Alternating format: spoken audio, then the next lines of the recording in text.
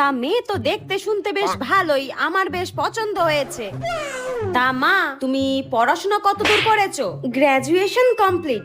Graduation? মাধ্যমিকটাও ভালো করে pass দিতে পারোনি?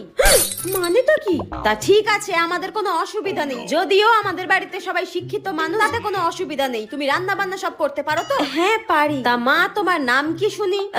আমার নাম টেপি হালদার। তা মা, তোমার নাম, ঠিকানা, বয়স, তুমি কতদূর পড়াশোনা করেছো সেটা একটা কাগজে লিখে দাও দিনি। দিচ্ছি। আরে এ কি মূর্খ নাকি? এতক্ষণ ধরে তো এই প্রশ্নগুলোই করছিল আমাকে, আবার এক্সট্রা করে লিখে দেওয়ার কি আছে? যত সব। এই নিন, দাও। হ্যাঁ, আপনি পড়তে পারছেন তো? হ্যাঁ, পড়তে পারবো না কেন? আমি কি অশিক্ষিত নাকি? আমাদের বাড়িতে সবাই শিক্ষিত, বুঝেছো? আসলে আপনি কাগজটা উল্টো ধরে পড়ছেন। নিজের নেই পেটে বিদ্যা, অন্যের গুণ বিচার করতে এসছে।